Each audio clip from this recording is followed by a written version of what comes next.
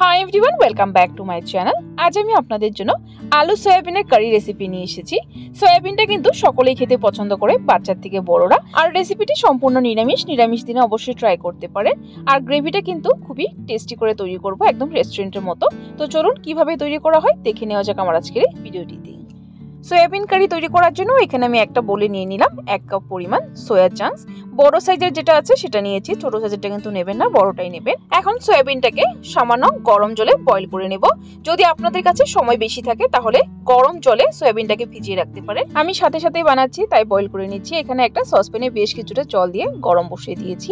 এর মধ্যে দিয়ে দিলাম 1 টিস্পুন পরিমাণ নুন। নুনটাকে দিয়ে ভালো করে নেড়ে চেড়ে নেব।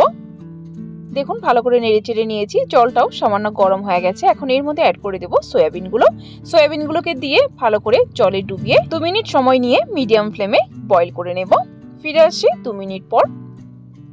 সো বন্ধুরা 2 মিনিট হয়ে গেছে, দেখুন সয়াবিনগুলো সুন্দর ফুলে উঠেছে। দেখুন এখন গ্যাসের ফ্লেমটা বন্ধ করে দেব। তারপর জলের থেকে সয়াবিনগুলো তুলে নেব। এরকম একটা ছিদ্র থাকা হাতা দিয়ে তুলে নেব। সো বন্ধুরা সয়াবিনগুলো তুলে নিয়েছি একটা আলাদা প্লেটে।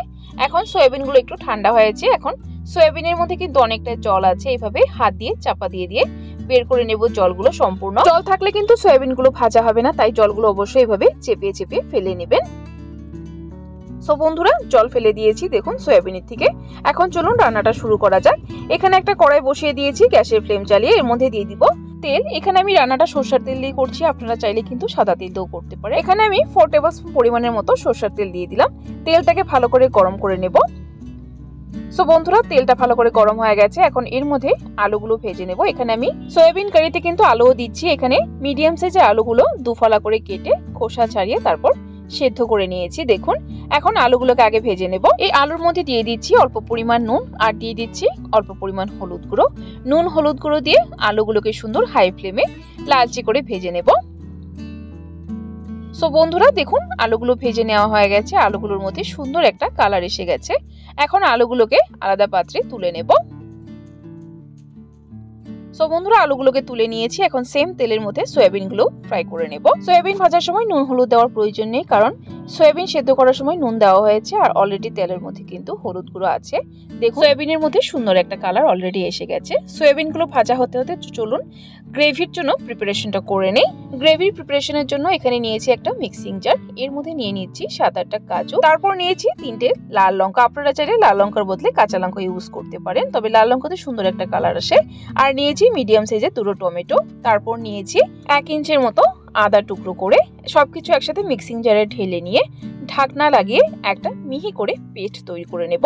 সো দেখুন বন্ধুরা পেস্ট তৈরি হয়ে গেছে। দেখুন ঠিক এরকম ভাবে পেস্ট তৈরি করে নিতে হবে। তো চলুন এখন দেখে নিচ্ছি সয়াবিনগুলো ভাজা হয়েছে কিনা। সো বন্ধুরা দেখুন সয়াবিনগুলো আমার ভাজা হয়ে গেছে। সুন্দর সয়াবিনের মধ্যে একটা কালার এসেছে, ব্রাউন কালার। সয়াবিনগুলোকে একটা আলাদা পাত্রে তুলে নেব। সয়াবিন কিন্তু বেশি কড়া করে ভাজবে না, তাহলে সয়াবিনগুলো শক্ত হয়ে যায়, খেতে ভালো লাগে না। সো দেখুন বন্ধুরা সয়াবিনগুলো নামিয়ে নিয়েছি। এখন সেম কড়াইতে দিয়ে দিলাম আবারও 3 টেবিলস্পুন পরিমাণের মতো সরষের তেল। তেলটা গরম হয়ে গেলে এর মধ্যে ফোড়নে দিয়ে দিব 1 টিস্পুন পরিমাণ গোটা জিরে, একটা শুকনো লঙ্কা, 3টে এলাচ আর দিয়ে দিলাম লং। আপনারা চাইলে এখানে আরো গোটা গরম মশলা ইউজ করতে পারেন, আমার কাছে এই দুটোই দিয়েছি। এখন গরম মশলাটাকে একটু সময় ভেজে নেব, 10 থেকে 15 সেকেন্ড সময় নিয়ে। সো বন্ধুরা ভালো করে ভেজে নিয়েছি গরম মশলা এবং ফোড়নটাকে। এখন এর মধ্যে দিয়ে দিব পেস্ট করে রাখা টমেটো, আদা, কাঁচা লঙ্কা আর কাজু বাদাম আর আদা। দেখুন পেস্টটা দিয়ে দিয়েছি। এখন একটু সময়ের জন্য কুক করে নেব, যতক্ষণ না কাঁচা ভাবটা চলে যাচ্ছে। সো দেখুন বন্ধুরা কুক করে নিয়েছি। এখন এর মধ্যে অ্যাড করব কিছু গুঁড়ো মশলা। এখানে দিয়ে দিলাম 1 টিস্পুন পরিমাণ হলুদ গুঁড়ো, 1 টিস্পুন পরিমাণ ধনে গুঁড়ো, 1 টিস্পুন পরিমাণ জিরে গুঁড়ো, আর দিয়ে দিলাম 1 টিস্পুন পরিমাণ লাল লঙ্কা গুঁড়ো, আর দিয়ে দিলাম অল্প পরিমাণ হিং। যেহেতু নিরামিষ রান্না একটু হিং দিলে খেতে ভালো হয়, যদি অপছন্দ করেন তাহলে স্কিপ করতে পারেন। এখন সবকিছু একসাথে ভালো করে নেড়ে চেড়ে কষিয়ে নেব, যতক্ষণ না মশলা থেকে তেলটা আলাদা হয়ে যাচ্ছে। সো দেখুন বন্ধুরা মশলা থেকে তেল বেরিয়ে এসে গেছে। মশলাটা আমার খুব ভালো করে কষানো হয়ে গেছে। এখন এর মধ্যে অ্যাড করে দেব ভেজে রাখা আলু আর সয়াবিনগুলোকেও ভালো করে মশলার সাথে কষিয়ে নেব, প্রায় 1 থেকে 1.5 মিনিট সময় মিডিয়াম ফ্লেমে। সো দেখুন বন্ধুরা ভালো করে কষিয়ে নিয়েছি। এখন এর মধ্যে অ্যাড করে দিলাম জল। অবশ্যই গরম জল দেবেন আর জলটা নিজেরা একটু বুঝে দেবেন গ্রেভিটা কতটা পাতলা বা কতটা ঘন রাখবেন। সো বন্ধুরা জল দিয়ে দিয়েছি, জল দিয়ে ভালো করে নেড়ে চেড়ে মিক্স করে নেব। তারপর একটা বয়েল আসার অপেক্ষা করব। সো দেখুন বন্ধুরা একটা বয়েল এসে গেছে।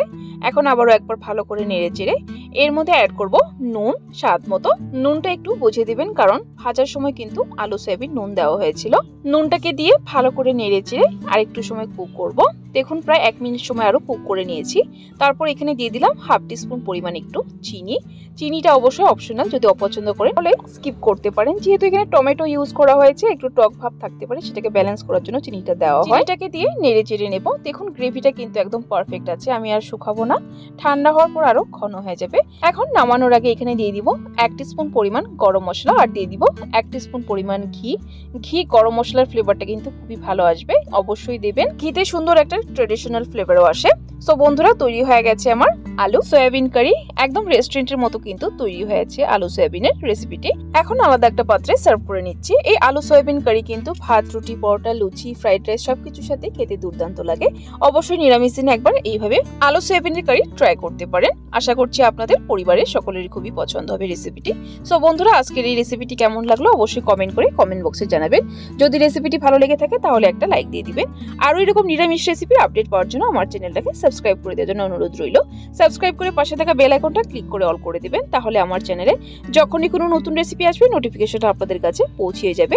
ভিডিওটি সম্পূর্ণ দেখার জন্য অসংখ্য ধন্যবাদ। ভালো থাকবেন, সুস্থ থাকবেন।